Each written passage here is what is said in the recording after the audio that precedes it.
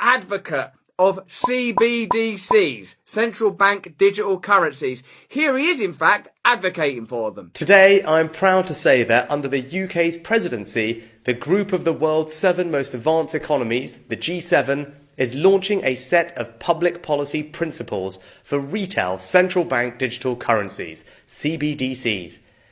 Central bank digital currencies could be a digital version of money, a bit like a digital banknote. I like it, because we've got a broad concept to, what if this person's an idiot? Which we think that they are. It's like a digital penny for your digital money box, for your digital shithole that you live in. You will owe nothing. You will be happy.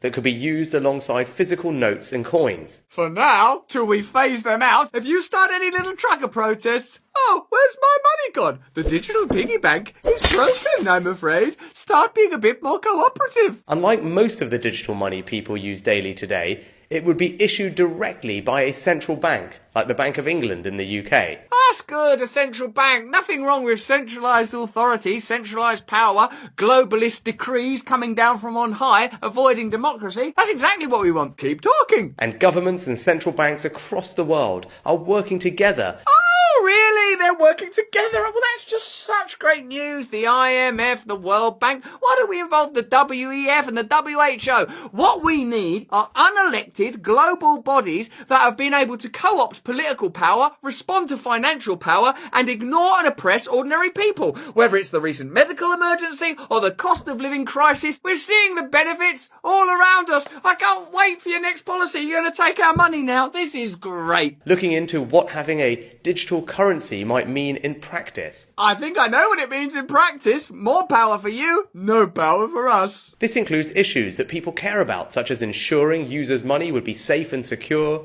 that it could work with other ways to pay, would be energy efficient. Oh, it's got to be energy efficient. I was about to say, is it energy efficient?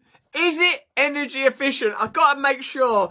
Oh, a few other questions. You wouldn't use this ever, would you, to implement control or to advance social credit type systems or to shut down the bank accounts of people you disagree with or to surveil people and have a surveillance network that you've developed in conjunction with big tech and now a financial arm that you're developing so that you can lockstep together and gridlock us in a digital prison of surveillance tyranny? That's just off the top of my head. Would be energy efficient. Bitcoin and those other digital currencies that we don't control, they're bad. They're not energy efficient. This one that we will control, that'll be energy efficient. So yeah, it's about energy efficiency. It's not about control. Control's like a side effect, just the side effect. Sorry, what? Has one of my eyes stopped moving? And available to everyone. Except poor people. A potential CBDC could offer businesses and consumers new ways to pay in the future. I expect it'd be convenient, wouldn't it? Would it be nice and convenient? Could I have some convenience, please? It'd be so convenient to be in my cell, all lathered up with a nice bubble bath of convenience. It's all part of the wider story of digital innovation that has delivered benefits to millions around the world and in the UK. Well, I was just talking to Edward Snowden and Julian Assange about the benefits delivered around the world, whether it's to the people of Iraq or Afghanistan, or the many people now in Western Anglophonic countries starving to death and unable to heat their homes. What they need is the small amount of money they have got to disappear into binary code. These decisions raise important questions about the reshaping of our economy. Yeah, I've noticed you've been reshaping it so that ordinary people have no power at all, no alternatives or options, and we can operate entirely at the behest of powerful financial interests like Goldman Sachs. Have you ever heard? You used to work for them. Oh. Financial systems and the way in which people interact with money and payments. What, like through like a massive hedge fund that funded Moderna? You used to be part of a hedge fund that funded Moderna. Oh. That's why working together... Like you work together with your wife, who's like a billionaire.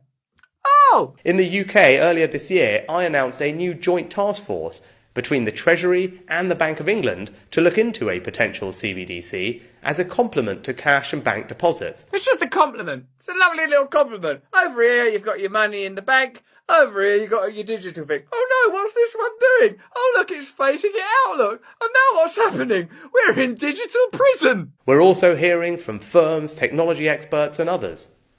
Under the leadership of the UK, this report today will help support and inform exploration of CBDCs in the G7 and beyond. They're already talking in code with the acronyms and the shortened terms, CBDC, G7, because they have access to so much technology and so much data, they want to make us into machines. They want to make us into data, into entirely information. A component of humanity is doubtlessly our intelligence, but what of our awareness? What about the aspect of a human being that is difficult to define, describe, discern or tie down? The aspect of you and of me that amounts to our spirit, our nature, that which cannot be governed and controlled. Will they not rest until every aspect of human life is tied down and digitized, until every aspect of your life can be controlled and monitored? Your private conversations with your doctor now subject to state edicts, your protests shut down,